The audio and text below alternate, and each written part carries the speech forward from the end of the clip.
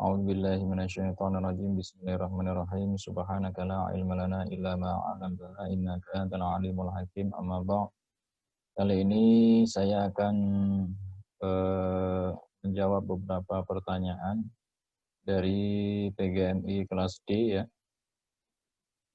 Yang pertama pertanyaan dari Nurul Nafi'ah Setiani. Pertanyaannya, dalam materi bab 1, kata alaqah berarti segumpal darah, dan para mufasir terdahulu juga memahami dengan arti demikian. Namun menurut para embriolog berdasar pada penelitian cenderung memahami alaqah dengan arti suatu yang bergantung atau berdempetan di dinding rahim, karena menurut mereka sama sekali belum ditemukan unsur darah dalam proses setelah pembuahan. Lalu arti yang lebih mendekati dari alaqah itu apa? Jadi kalau kita sebut sebagai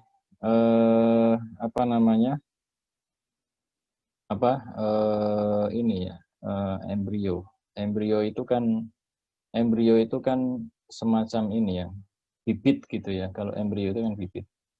Nah, alaqah yang dimaksud ini ya yang sudah menjadi segumpal ya, gumpalan, yang menjadi sebuah gumpalan. Kalau dimaknai sebagai sesuatu yang bergantung atau berdempetan di dinding rahim, ya alaqah ini ya nempel di dinding rahim. Jadi ini sebenarnya teori ini ya tidak bertentangan gitu ya. Karena alaqah itu ya sampai menjadi sebuah janin, sampai menjadi sebuah bayi, ya seorang bayi itu ya tetap di rahim letaknya ya. Jadi seorang perempuan atau seorang wanita yang mengandung itu, ya janinnya itu ada di rahim, bukan di perut. Jadi bukan di perut. Jadi teori yang mengatakan bahwa penelitian bahwa alaqah itu sesuatu yang bergantung atau berdempetan di dinding rahim, ya itu betul, karena alaqah yang dimaksud sebagai sebuah gumpalan darah itu letaknya ada di rahim. Nah, adapun di sini kok kemudian dikatakan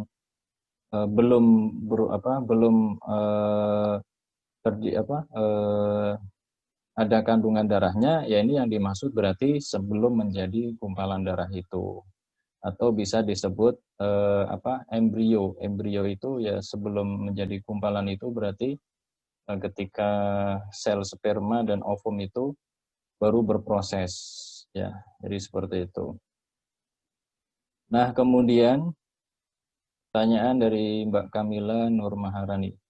Pada surat Al-Mu'min ayat 67 dijelaskan bahwa tahap penyempurnaan kekuatan dan akal dari umur 30 sampai 40 tahun.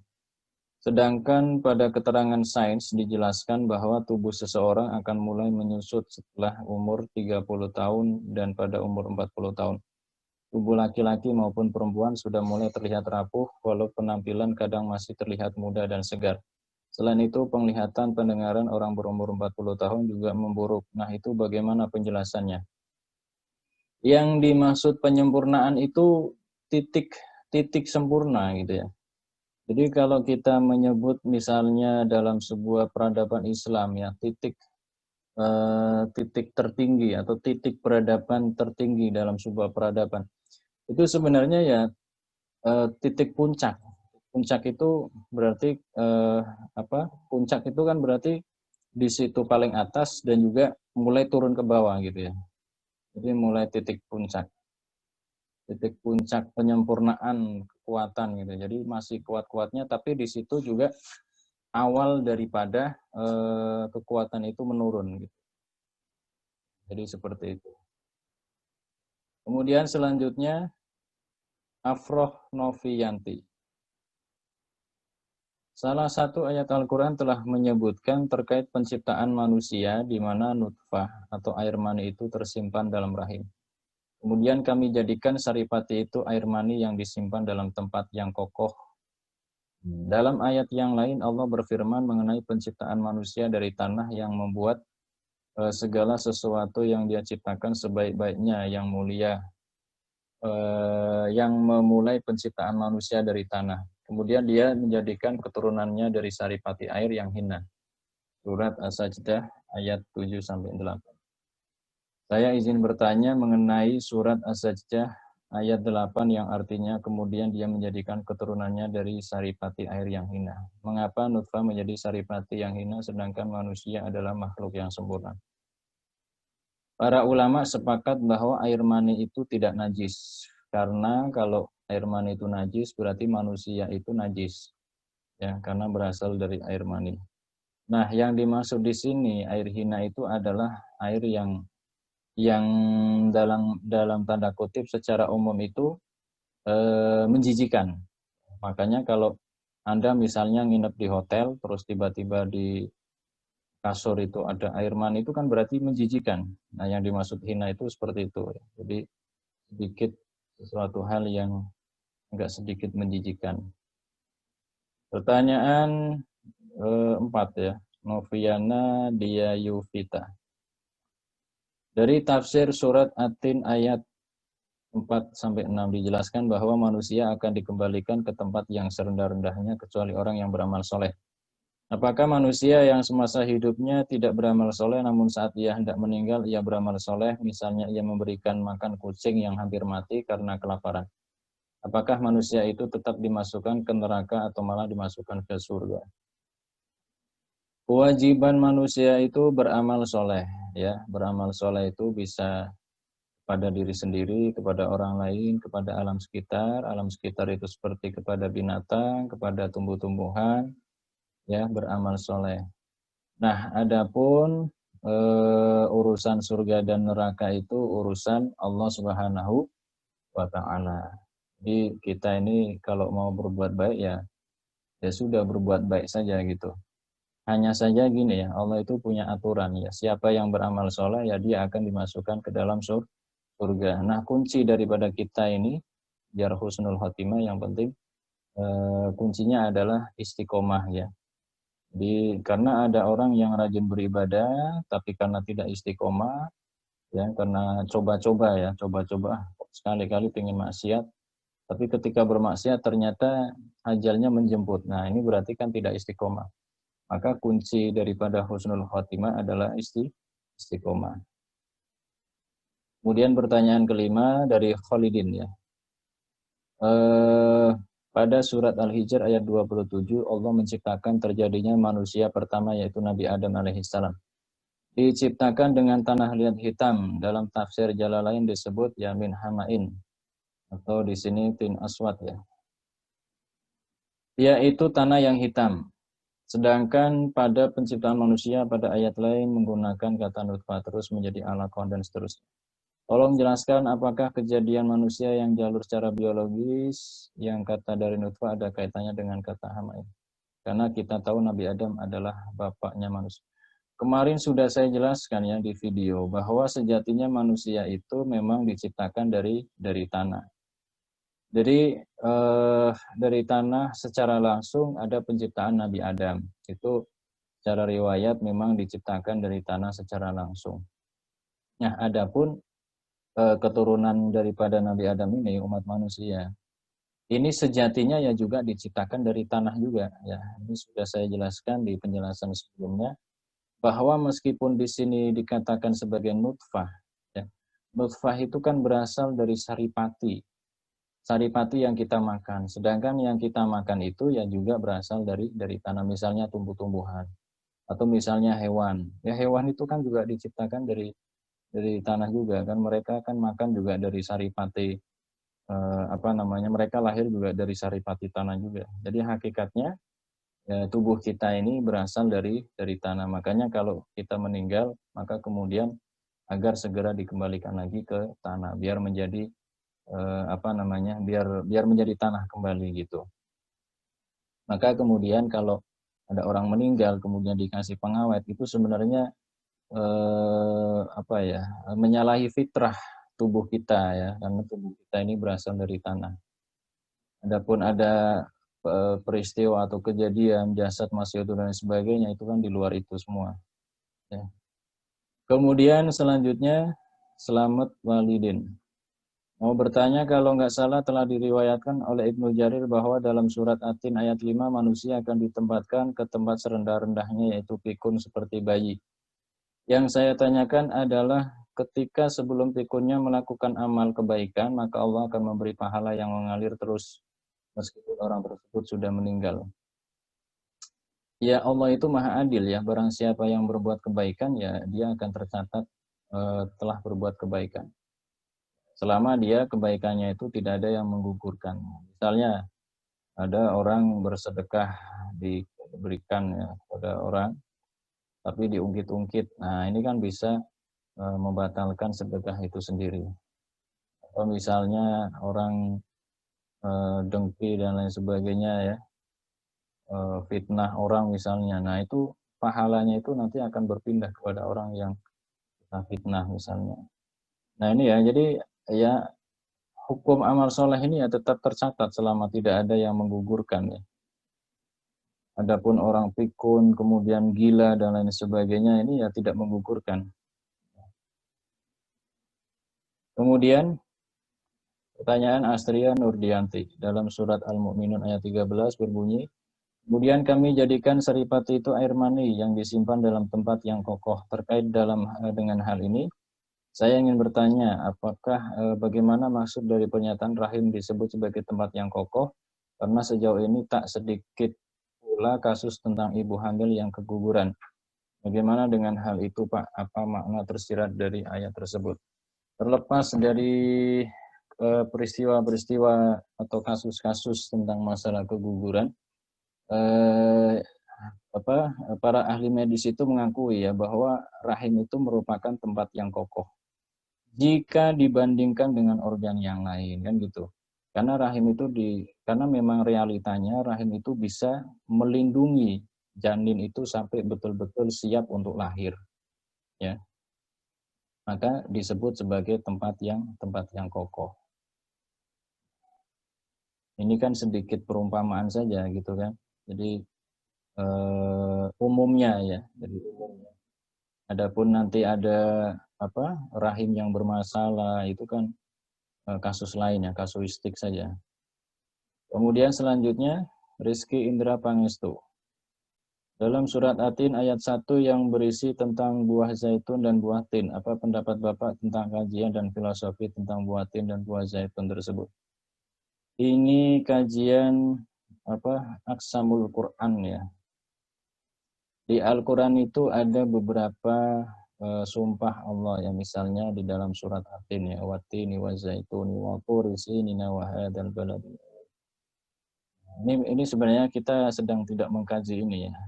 Tapi begini ya, sedikit saya sampaikan bahwa kalau Allah itu bersumpah atas nama sesuatu, pasti sesuatu itu mengandung sebuah makna filosofi ya.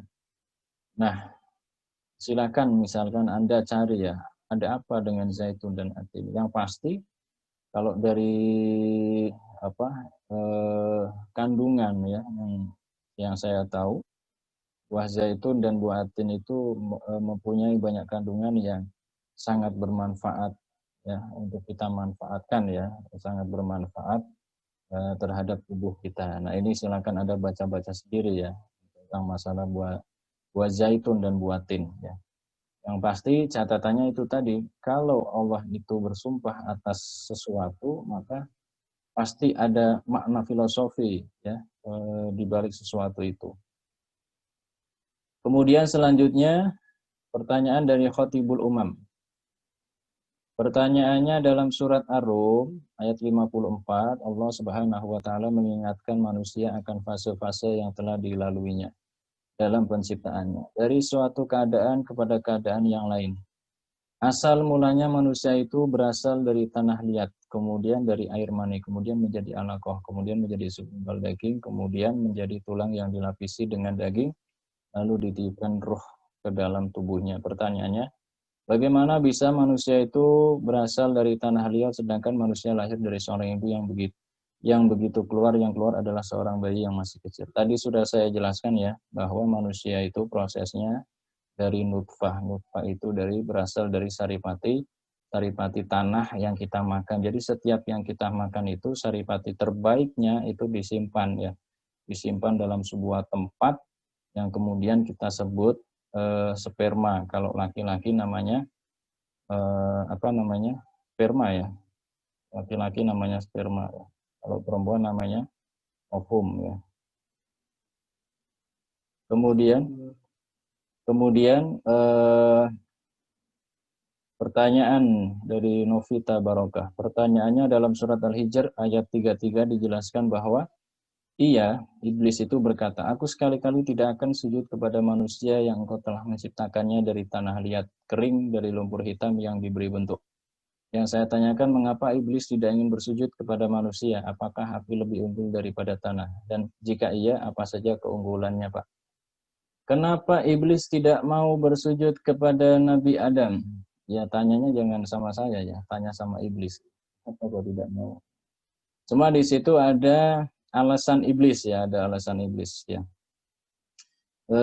Dia berpandangan bahwa apa namanya, dia diciptakan dari api, dan menurut iblis ini api ini lebih mulia daripada tanah ya. Jadi karena iblis ini yang dilihat itu adalah fisiknya, tubuh Adamnya itu. Iblis tidak melihat sisi kelebihan daripada Adam itu, bahwa yang di dalam tanah itu ada ruh. Ruh itu diciptakan dari cahaya. Cahaya. Jadi ruh manusia ini ya satu jenis dengan malaikat, karena malaikat juga diciptakan dari cahaya. Maka kalau kita menilai seseorang dari fisiknya, dari luarnya, maka kita tidak ada bedanya dengan iblis. Nah, selain itu juga ya ini kan termasuk akhirnya ini ya, akhirnya ada sifat ujub, merasa lebih baik ya, sombong, takabur. Kemudian akhirnya karena iri ya, iri juga ya. Iri, kemudian dari sini kemudian dari sifat-sifat ini kemudian lahir sifat yang lain lagi, hasud ya, hasud. Iblis menghasut Nabi Adam biar bagaimana caranya biar keluar dari surga ya. Kemudian juga mengancam anak manusia, maksudnya diancam pokoknya dia akan menyesatkan ya siapapun orang ya dengan sekuat tenaga kayak gitu.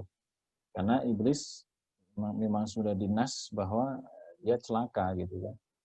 Cuma karena dia mengharap penangguhan sampai hari kiamat untuk menyesatkan manusia. Maka kita kalau baca Quran kan apa namanya, fasta'id billahi minasyaitonir rajim, ya kita disuruh membaca a'udzubillahi minasyaitonir rajim ya. Kita berlindung kepada Allah Subhanahu wa taala dari gangguan setan yang terkutuk. Kemudian pertanyaan dari Nita Maziyah. Dalam Al-Qur'an surat Al-Hijr ayat 26 sampai 34 jelaskan penciptaan manusia, kisah petunjuk dan kesesatan yang terjadi antara Adam alaihissalam dan musuhnya iblis laknatullah. Pertanyaannya, apa implikasi nilai-nilai pendidikan yang terdapat dalam Quran Surat Al-Hijr ayat 26 sampai dengan ayat 34 dengan nilai-nilai pendidikan yang berlaku saat ini. Jadi gini ya, pendidikan itu kan, hakikat daripada pendidikan itu kan kita ini biar mengenal diri kita sendiri dulu ya. Barang siapa kita mengenal diri kita, insya Allah kita akan mengenal kepada Tuhan kita. Ini sebenarnya kan tujuan pendidikan yang hakiki, tujuan pendidikan Islam yang hakiki itu kan seperti itu. Nah, kita tidak akan mungkin bisa berhasil dalam masalah pendidikan kalau kita secara subjek sekaligus objek dalam pendidikan itu, kita tidak mengenal diri kita. Nah, dari kajian dari beberapa surat ini, kita ini biar tahu ya bahwa kita ini siapa kan. Tubuh kita ini hanya sekedar tanah ya, tapi meskipun kita ini diciptakan dari tanah, tapi manusia itu menjadi makhluk yang mulia. Karena apa? Karena dikaruniai akal. Itu ya, ada akal, ada hati, ya, kemudian yang di situ satu paket dengan ruh. Kita harus memahami diri kita terlebih dahulu. Ya. Jadi itu saja apa yang dapat saya sampaikan, mudah-mudahan bermanfaat. dan nanti kita sambung dengan video lain lagi. Terima kasih. Assalamualaikum warahmatullahi wabarakatuh.